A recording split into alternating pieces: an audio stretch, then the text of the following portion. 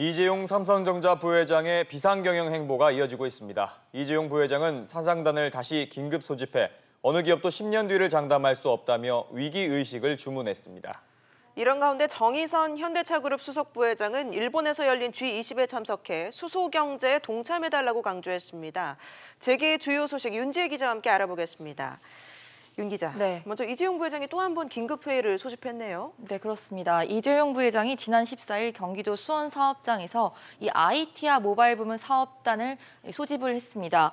앞서 있었던 IM 부문 이 글로벌 전략 회의 결과를 보고받는 자리였던 것으로 파악이 되고 있는데요.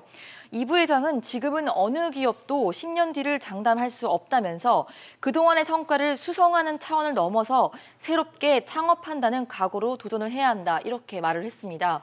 이와 함께 5G 이후에 6G 이동통신이라든지 블록체인, 그리고 차세대 인공지능 AI 등에 대해서 이 점검을 하면서요. 어떠한 경영 환경 변화에도 흔들리지 말고 미래를 위한 투자를 차질 없이 집행하자, 이렇게 주문을 했습니다. 네, 얼마 전 반도체와 디스플레이 경영진과도 회의를 가졌지 않습니까? 네, 맞습니다. 이번 IM 부문까지 합하면 이 부회장이 이번 달에만 최고 경영진 전략회의를 3번째로 갖는 건데요. 이 부회장은 이번 달 초와 지난주 이 반도체와 디스플레이 사업을 담당하는 디바이스 솔루션 부문에서 이 경영진을 소집했습니다. 이때도 반도체 사업의 이 위기 대응 전략을 점검을 하면서 이 시스템 반도체 등에 대한 투자 집행 계획을 직접 챙겼는데요.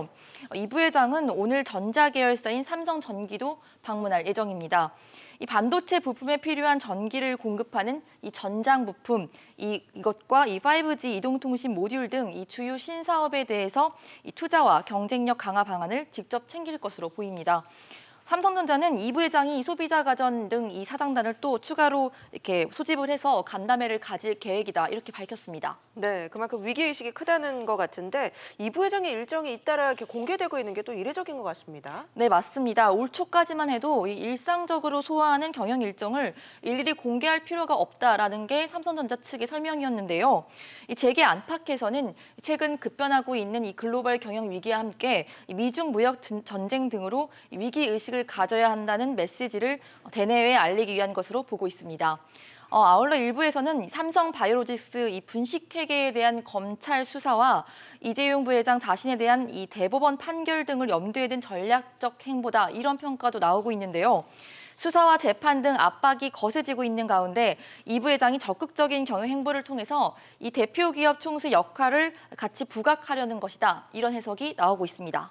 그렇군요. 그리고 이런 가운데 정의선 현대차그룹 수석 부회장은 G20에 참석을 했군요. 네, 일본에서 개막한 G20 에너지 환경 장관 회의 오찬에서 정의선 부회장이 연설을 했습니다.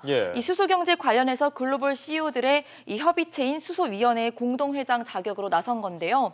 정 부회장은 수소경제가 미래의 성공적 에너지 전환에 있어서 가장 확실한 솔루션이라면서 수소경제가 일부 국가나 특정 산업만의 의지가 아니라 세계 모든 국가와 산업과 기업이 함께 참여를 해서 성과를 만들어야 한다고 강조를 했습니다. 네, 현대차그룹의 대표적인 미래차 사업이 또 이 수소차잖아요. 네, 맞습니다. 정 부회장은 이 G20 장관회의와 수소위원회 행사에 맞춰서 현대차의 대표 수전기차인 넥소를 일본에서 처음 공개하기도 했는데요. 지난해 말 정 부회장은 수소비전 2030을 공개하면서 오는 2030년까지 총 7조 6천억 원을 투자하겠다, 이렇게 밝히기도 했습니다. 네, 알겠습니다. 윤 기자 얘기 잘 들었습니다.